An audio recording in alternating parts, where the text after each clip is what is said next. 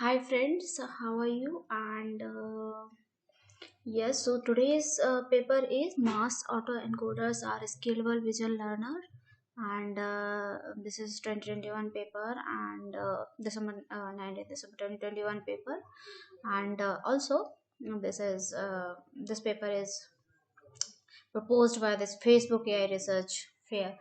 So before go to this topic, advanced topic, I hope you know this attention. You are aware of a bit about a transformer.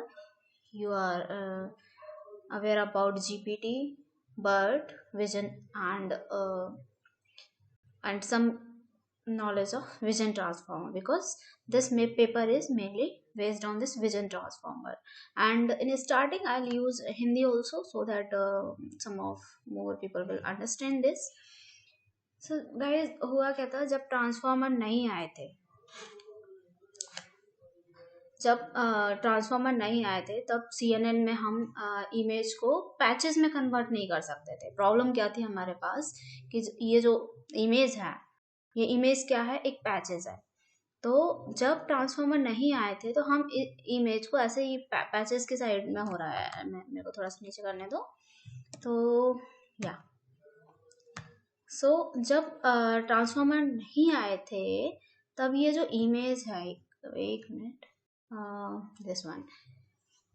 इसको क्या problem आ रही थी कि हमें इस image को convert नहीं कर सकते थे। हम करते क्या थे, हम फीचर में लेते थे इमेज को, कंप्लीट इमेज लेते थे और इसको फीचर्स में लेते थे। बट ट्रांसफार्मर में इनपुट पैचेस में लेते हैं। इतना तो हमें पता ही है, because vision transformer we know that from vision transformer this all image have to be in patches. Main thing ये थी इसमें कि इसमें पैचेस में ही इनपुट होना चाहिए। तो जब हम ऐसा करते हैं कि इससे इनपुट को पैचेस नहीं होना चाहिए, एंड ये जो मॉडल है ये बेस्ड ऑन विजन ट्रांसफार्मर है, तो इसमें भी डेफिनेट सी बात है कि इसमें भी हमारा विजन ट्रांसफार्मर ही जाएगा। तो एक और चीज़ थी कि जो हमारा CNN था उसमें एक और प्रॉब्लम थी कि पोजीशन एनकोडिंग हम ऐड नहीं कर पाते थे। और पोजीशन एनकोडिंग हमें क्यों चाहिए थी CNN में, CNN में हम नहीं कर सकते थे, बट हम क्यों चाहते थे। सो बेसिकली जो पोजीशन एनकोडिंग है ऐड करके हम इसे लोकलाइजेशन वाला फैक्टर ऐड कर देते हैं, ठीक है। So once you have this position encoding, so we use this localization factor जो कि हमें ट्रांसफार्मर में ऐड करते हैं। पहले नहीं था ये कंसेप्ट, लेकिन ट्रांसफार्मर में हम ये चीज को ऐड करते हैं। So transformer is better option when it comes to localisation and patches, और यू कैन से अटेंशन, ठीक है। सो जब भी आपको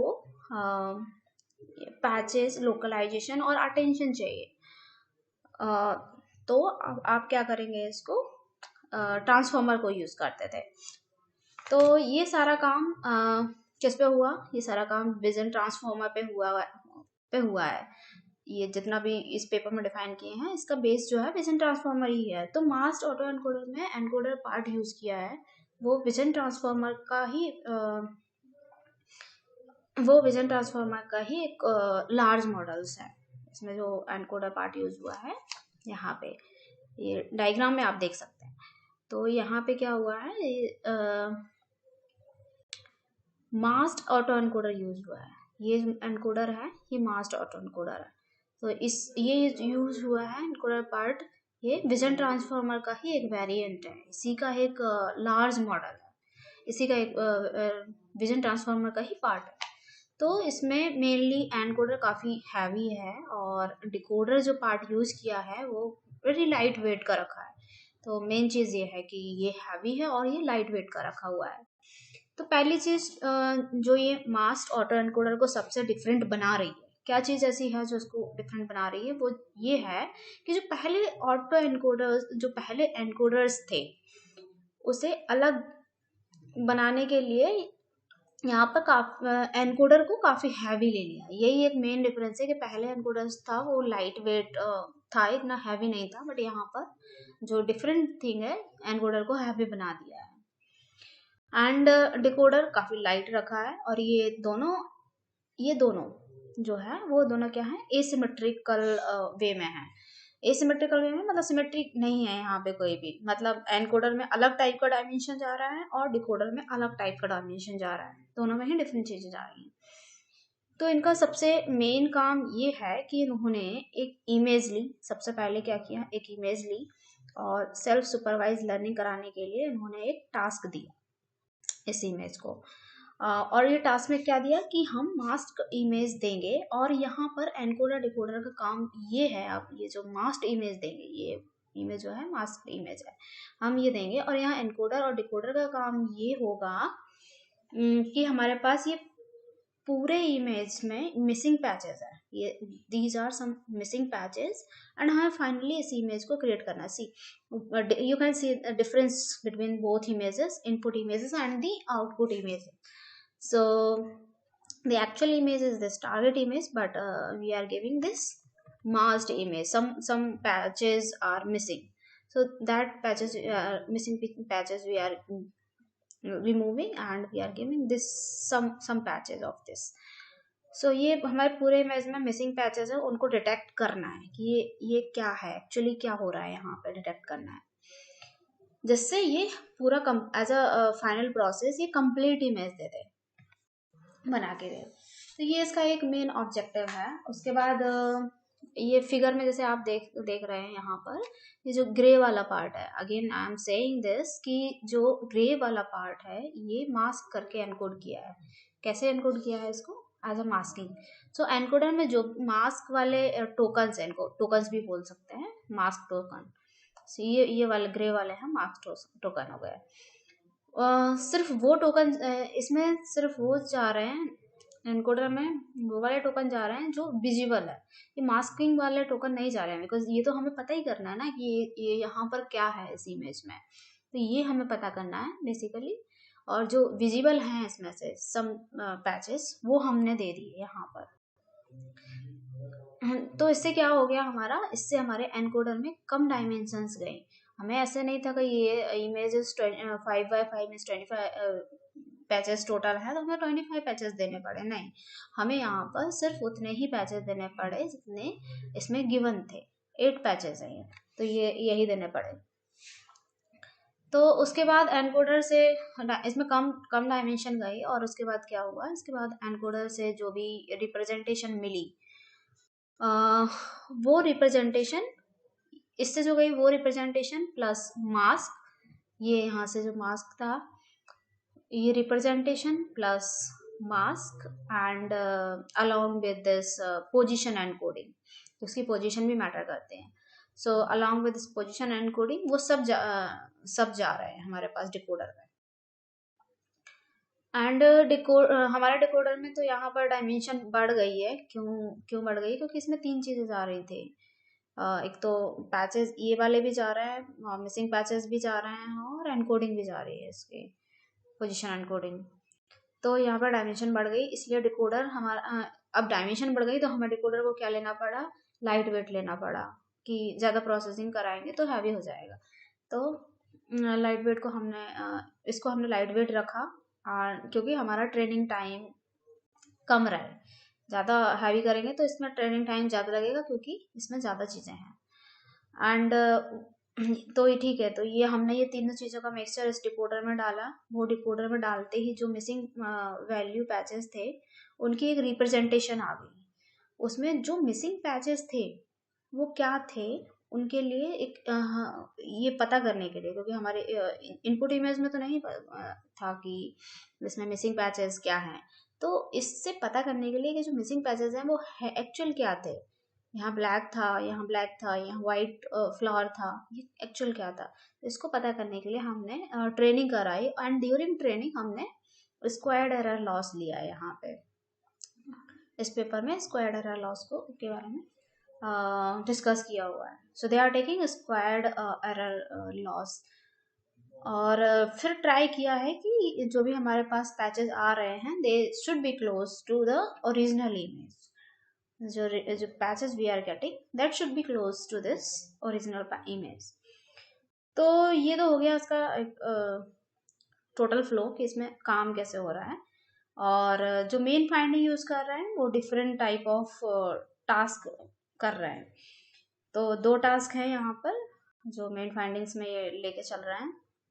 पहला है फाइन ट्यूनिंग और दूसरा है लीनियर प्रोबिंग।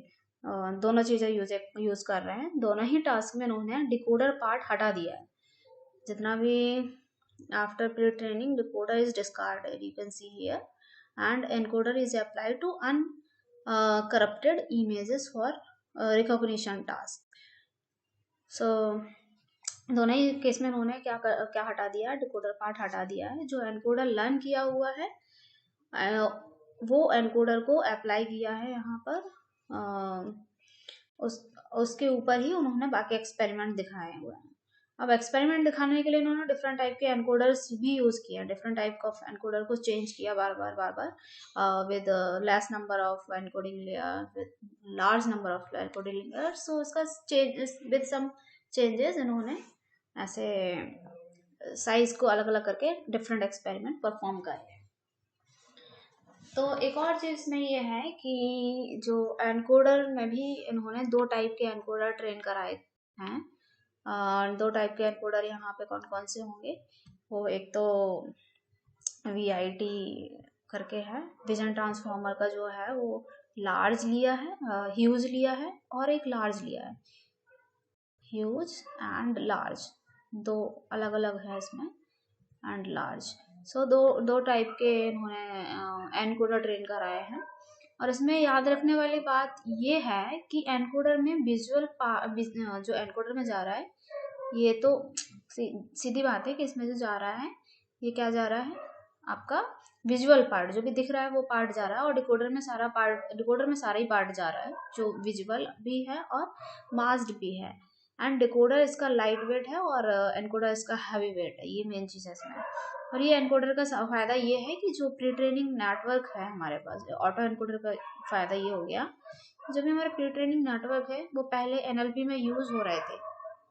जितना भी हम ऑटो एनकोडर को यूज कर रहे थे वो NLP में यूज हो रहे थे। जैसे आप वर्ड को ले लो, तो उसका फायदा उन्होंने क्या किया, जैसे वहां तो NLP में हम कर पा रहे थे, बट उन्होंने इन ट्रांसफॉर्मर में लिया।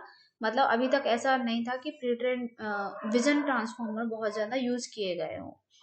तो ये मास ऑटो एनकोडर यूज करके उन्होंने ट्रेनिंग का जो फायदा NLP में मिलता था मास ऑटो एनकोडर का, वो अब उन्होंने कंप्यूटर विजन में दिया। उन्होंने जिससे उन्होंने ये दिखाया कि मास एनकोडर यूज करके हमें कम से कम अप्रोक्स 10% एक्यूरेसी इम्प्रूवमेंट मिल सकता है। So over any kind of any of the task. तो एटलीस्ट हमें ये है कि not completely but approximately 10% improvement तो मिल जाएगा इससे, चाहे वो क्लासिफिकेशन टास्क हो आपका, चाहे वो रिकॉग्निशन टास्क हो। तो ये भी इसमें मेन फाइंडिंग्स है, और ये आर्किटेक्चर है इसका कम्प्लीटली। तो यहाँ पर उन्होंने थर्ड सेक्शन में बताया है, क्योंकि ये तो हमारा पूरा मेन चीज़ यही है हमारा। तो अभी यहाँ से हम अगर आते हैं इंट्रोडक्शन में, तो इंट्रोडक्शन में उन्होंने यही सब डिस्क्राइब किया है। एंड एक बार हम देख लेंगे अभी लास्ट में। तो जो मुझे यहाँ पे लग रहा है वो मेन चीज़ यहाँ पर है कि आपकी अप्रोच क्या है। कि बाकी चीज़ें तो है कि रिलेटेड वर्क क्या थे। इससे पहले हमारे पास मास्ट लैंग्वेज मॉडलिंग थी, जिसमें हमारा BERT, GPT, NLP में यूज़ होते थे। एंड जो मैंने अभी बताया, ऐसे ऑटो एनकोडिंग में भी काफ़ी काम हो चुका है। जैसे PCA मीन्स ऑटो एनकोडर्स हैं जो कि पहले यूज हो चुके हैं। तो ये सब उसके रिलेटेड वर्क है जो कि यूज हो चुके हैं। एंड इसमें एक और कंसेप्ट यूज किया सेल्फ सुपरवाइज लर्निंग का। तो इस अप्रोच पे भी हमारे पास बहुत सारे टास्क ऑलरेडी हो चुके हैं कंप्यूटर विजन में। सो वो भी क्या करते हैं, अपन focusing on different pretext task for pre training, right. So यहाँ पर एक और चीज़ है कि अभी ये तो हमारे रिलेटेड कंसेप्ट थे, बट मेन चीज़ हमारी जो यहाँ पर है वो है अप्रोच। सो एक बार हम अप्रोच देख लेते हैं, क्योंकि अप्रोच एक बार देखने से ना आसान हो जाएगा। तो अप्रोच को एक बार पढ़ के देख लेते हैं। Are masked auto encoder is a simple auto encoding approach that reconstruct the original signal given its partial observation. तो ये सिंपल बात है कि मास्क और यहाँ पे मास्क और ऑटो एनकोडर का यूज किया हुआ है, वो भी एक सिंपल ऑटो एनकोडिंग अप्रोच ही है that reconstruct the original signal given its partial observation. और यहाँ पे पार्शियल ऑब्जर्वेशन का मतलब क्या है?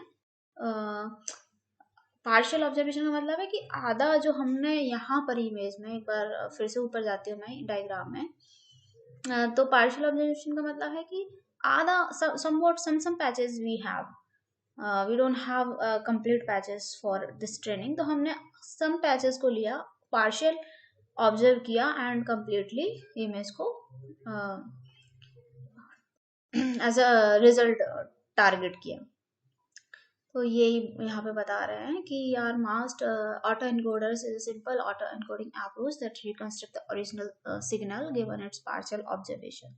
So like all autoencoders, our approach has an encoder that maps the observed signal to a latent representation.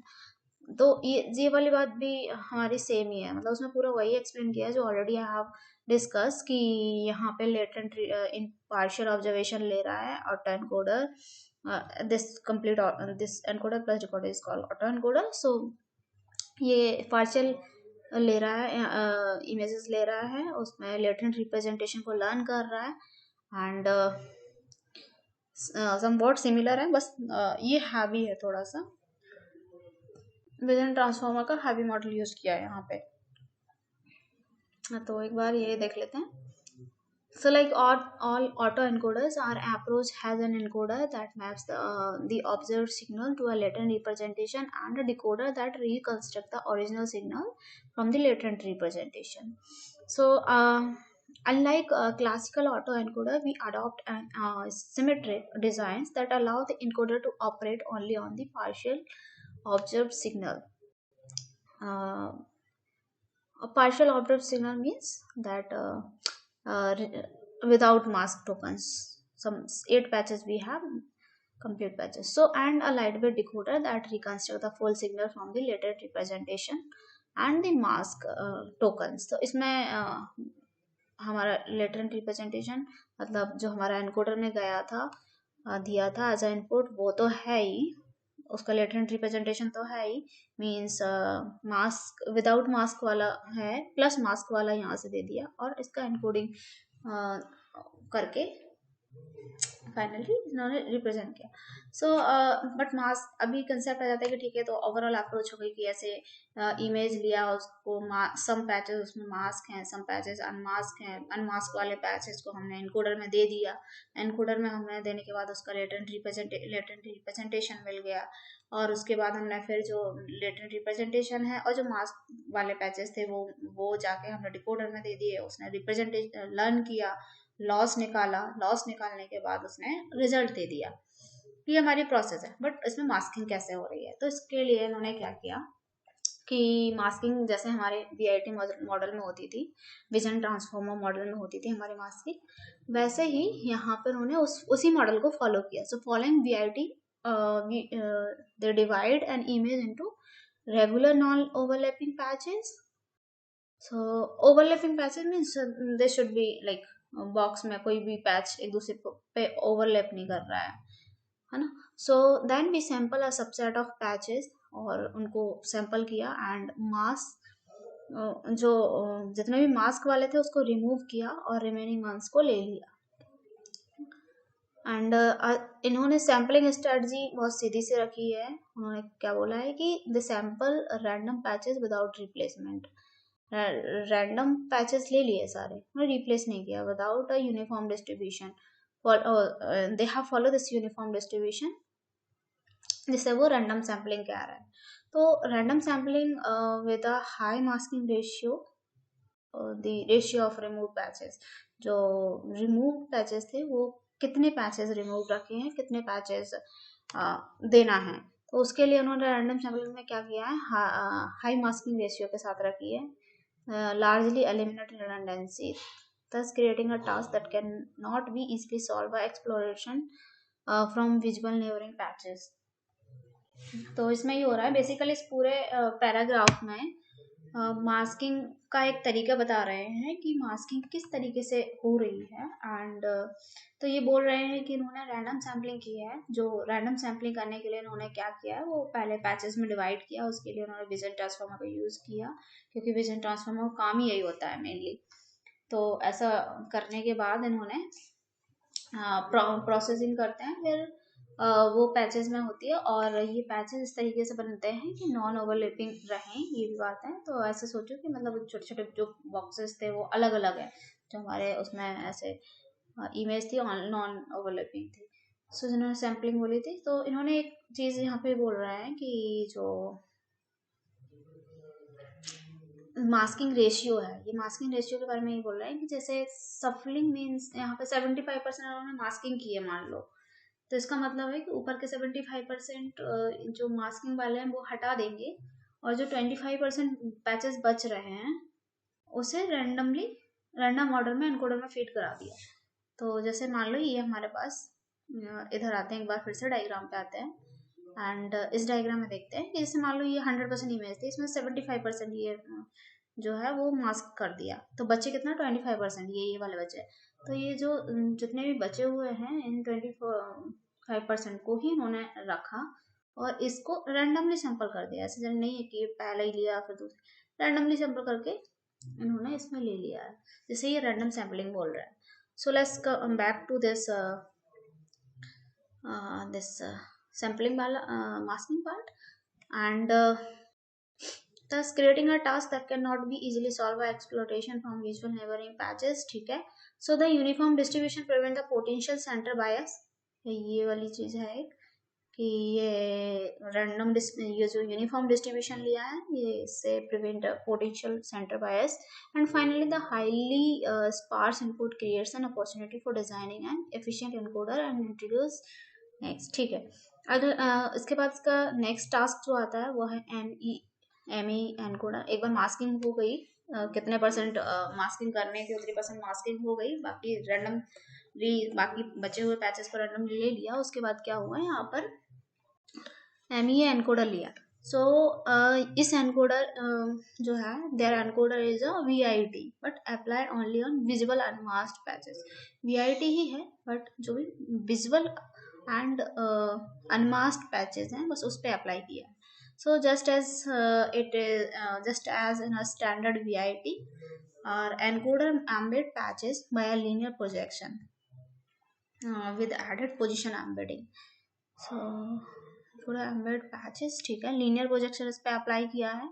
ये बोल रहा है कि एक बार वो जो वीआईटी का लिया है एनकोडर वाला, तो उसमें एक बार हमारी जो भी विदाउट मास्क वाली इमेजेस थी, जितनी भी विजुअल थी, वो वाली पैचेस को इसमें ले लिया, एंड उसके बाद एम्बेड करने के बाद लीनियर प्रोजेक्शन अप्लाई किया with added position embeddings, and then processes the result set via a series of transformer block।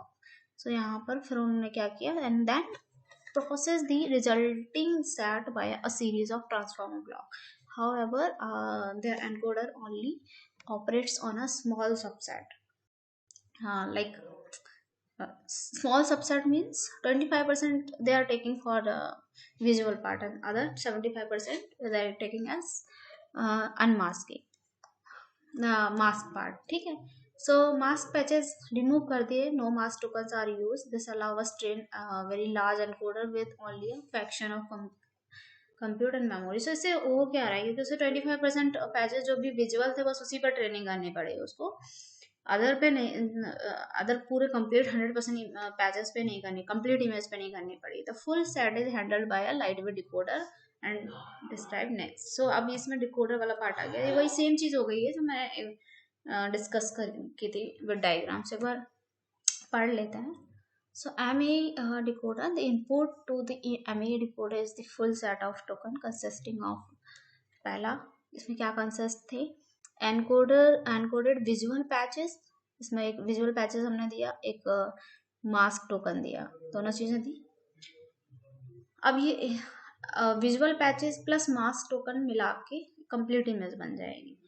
So each mask token is a shared learned vector that indicates the presence of missing patches to be predicted. So we add position embedding to tokens in this set. So मतलब ये बोल रहे हैं कि यहाँ पर उन्होंने उसमें पोजिशन एम्बेडिंग का भी ध्यान रखा है कि हाँ, तो सेम ही बात हो रही है इसमें भी उन्होंने series of transformer block use किए हैं। तो ठीक है, अब क्या किया है इन्होंने इसके बाद इन्होंने क्या किया है, the MAE decoder is only use during pre training to perform the image reconstruction task. Only the encoder is used to produce image representation for recognition. Therefore, the decoder architecture can be flexibly designed in a manner that independent of encoder design. So, they experimented with very small decoder. ठीक है, ये वही वाली बात हो गई कि लगभग इसका जो डिफॉल्ट डिकोडर है लेस देन 10% कंप्यूटेशन पर टोकन वर्सेस द एनकोडर, मतलब एनकोडर से इतना टाइम कम ले रहा है, मतलब उसको स्मॉल रखा है ना. So with this asymmetrical design the full set of tokens are only processed by the light wait decoder which significantly reduces pre training time.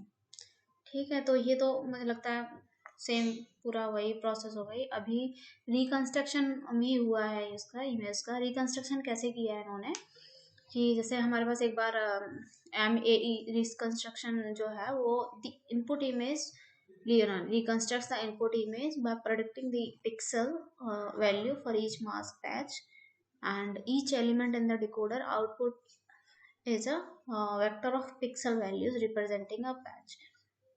So उन्होंने यहाँ पे रखा है कि जो पिक्सल वैल्यूज से इन्होंने रिकंस्ट्रक्शन को मेजर किया है for each mask patch and for each unmask patch. ठीक है, सो लास्ट इन्होंने यहाँ पे क्या किया, last layer of decoder is linear projection whose number of output channels equals to the number of pixels values in the patch. So these things they also have taken into consideration. The last layer of the decoder is a linear projection whose number of output channels equals to the number of pixel values in a patch. So the decoder output is reshaped to a form of reconstructed image, and loss they have calculated as compute the mean squared error. So these things need to remember between the reconstructed and the original image in the pixel space. So we compute the loss only on mask patches, similar to what they also have calculated that. We also study a variant whose reconstruction target is the normalized pixel value of each mask patches. So that is specifically they have computed the mean and standard deviation of all the pixels in a patch and use them as normalize this patch, because mean and standard deviation, why? Because they are calculating mean squared error. So once it comes to mean square error, this mean and standard deviation taken into consideration. So using normalized pixel as the reconstruction target improves the representation quality of this experiment. ठीक है, आगे next thing is implementation. So in implementation, what they have done, their MAE pre-training can be implemented efficiently and importantly does not require any specialized sparse operation. So first they generate a token for every input image, and this is process of doing that. First, and they generate a token for every input image by linear projection with added position embedding. Next, they randomly shuffle the list of tokens and remove the last portion of the list based on the masking ratio. So this process produces a small subset of tokens for the encoder and is equivalently to sampling patches without replacement. So these things and they have done. After encoding, they append a list of mask token to the list of encoded patches and unshuffle this full list, inverting the random sample operation to align all tokens with their target. So decoder is applied to this full list as noted, no sparse operations are needed. This simple implementation introduces negligible overhead as the shuffling and unshuffling operations are fast. So, and this is completely done, and after that they have performed some of the experiment. Masking ratio में भी एक बार देख लेते हैं how they have fixed this masking ratio.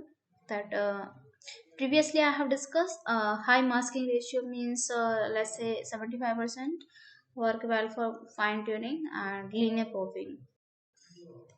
So this is linear probing and this is fine tuning. Two method they have used. ठीक है. So and the x and y the y axis are ImageNet 1K validation accuracy. Experiment is performed on ImageNet. So first experiment is so in this experiment, ImageNet experiment, they have used the self-supervised pre-training and on the ImageNet 1K training set. So then they do supervised training to evaluate the representation with end-to-end fine tuning and linear probing. So then they have used this end-to-end fine tuning and linear probing, and then they report a top one validation accuracy of single 224 crop. So where they have defined this validation, what accuracy they have reported? They have reported a top one validation accuracy. So two more that initially I have said that two models they are taking, VIT large and VIT huge. So first model is baseline is VIT large. So they have used VIT large as a backbone for their study, and